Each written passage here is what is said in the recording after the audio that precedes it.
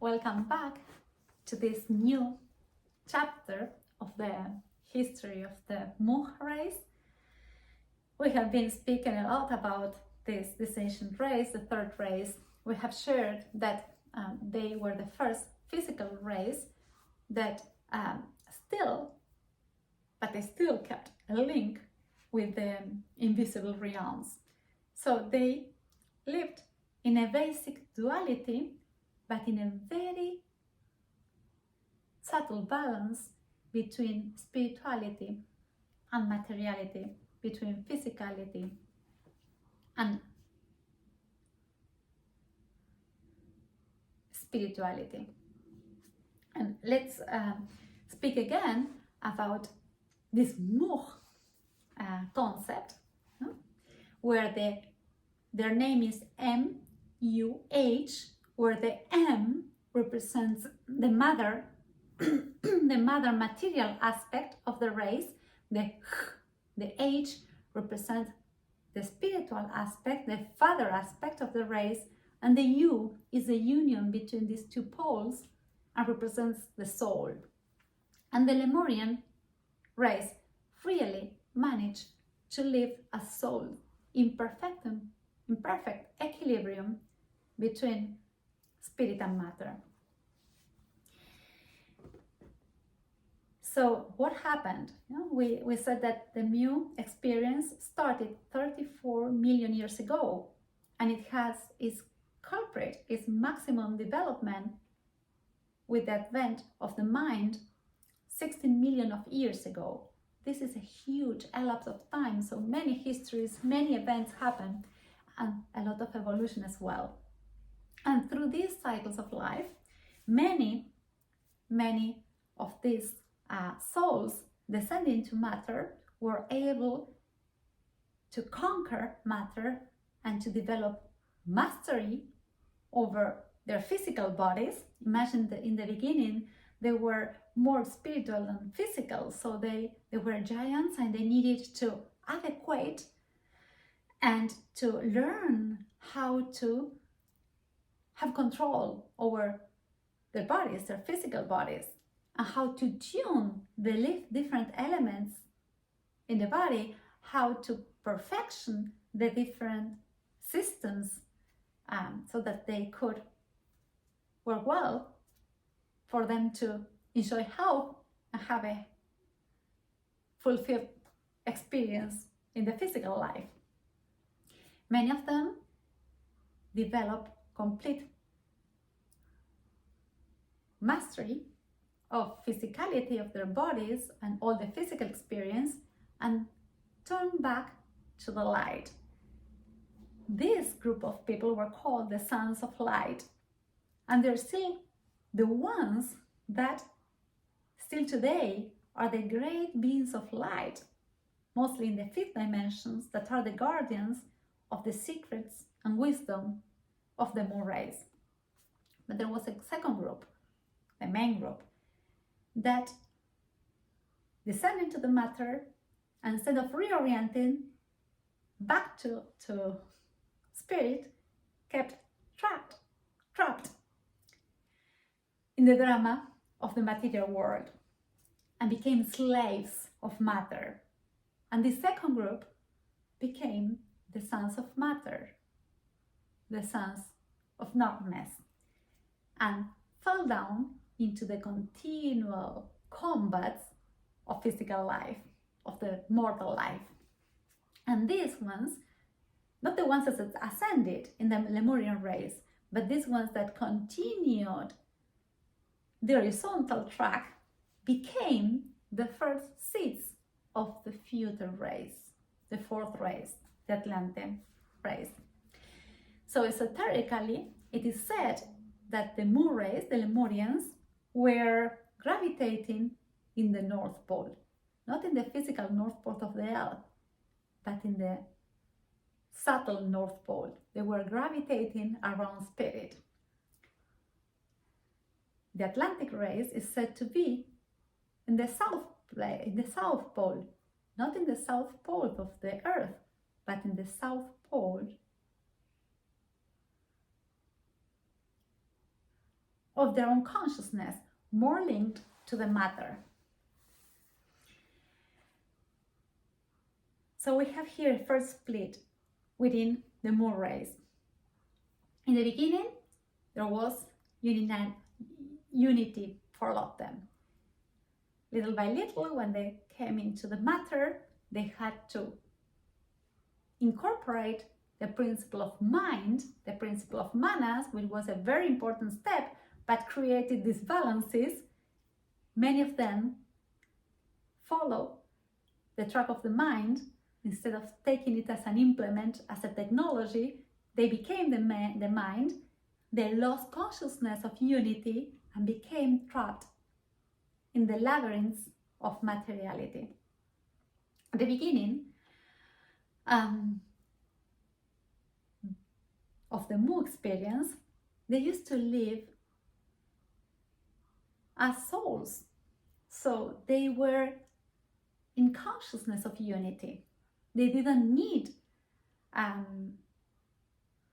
creed, a religion, or a system of faith, because they were in continuous tunement with the consciousness of the others, but also with the consciousness of Mother Earth. They could identify everything that was higher than themselves and tune to these sources as masters to obtain from them wisdom and teachings. But with incorporation of manas, the Mu race, that by this point, more or less 16 million years ago, the Mu race that was initially oriented mostly to the matter, turned into Hum, moved from the heart to the mind, to incorporate, to develop the brain and incorporate the mind. So from the beginning of the Mu race, when they were in tune with everything and working from the heart, they developed the brain so that the brain could incorporate the mind aspect. So the Mu, working the heart, turned into Hum, working in the brain, and incorporated the manas, the mind principle, and they became Hum-manas, human beings. Okay?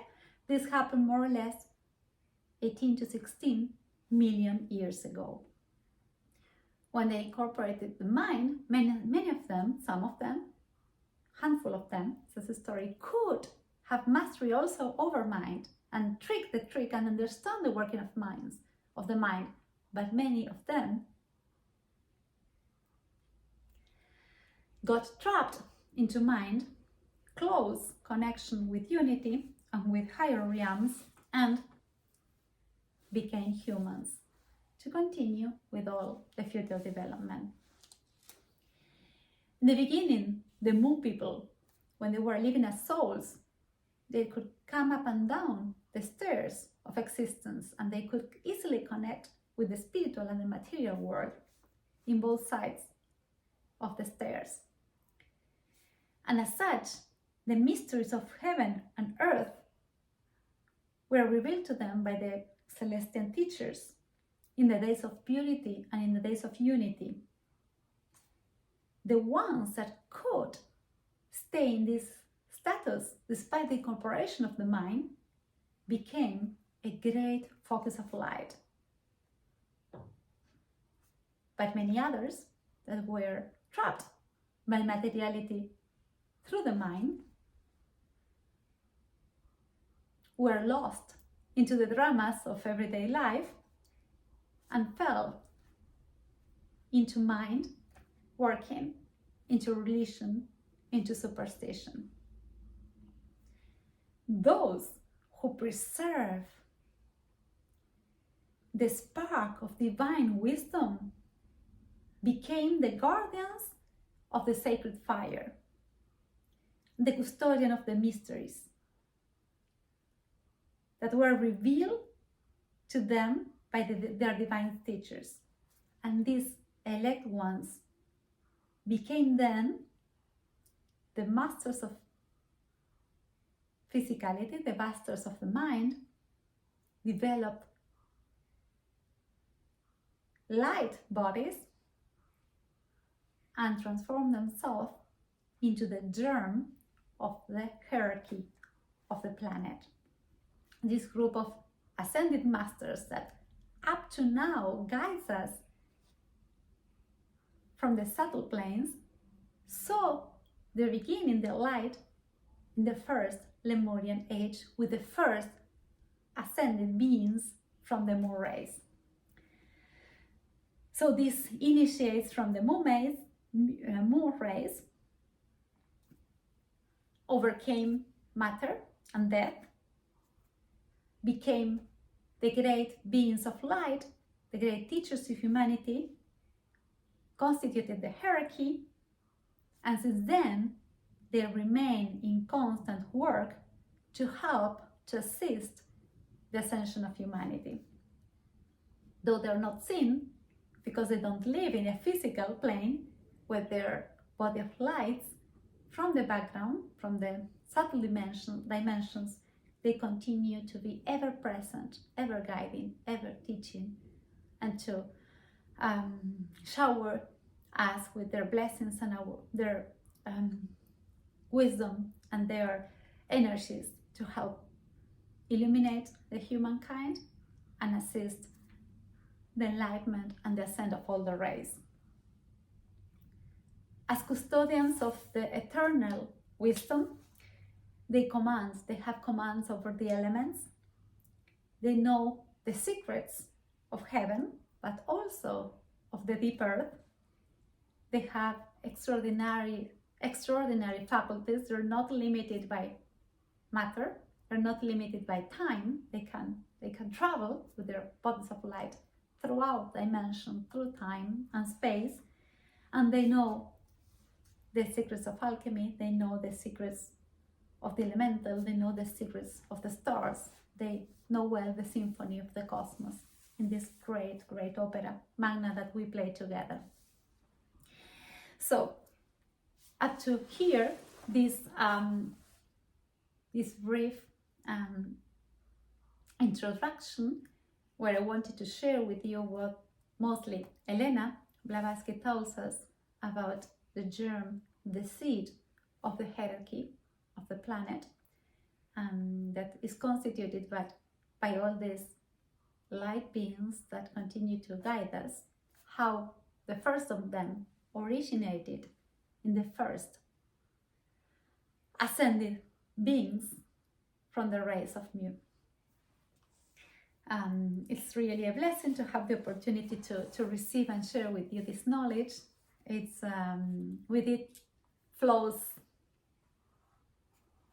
great light and ascending and elevating energies. I hope we'll continue to move forward hand by hand to the Mu Masters that are guiding us through this series. And I'll see you in the next episode.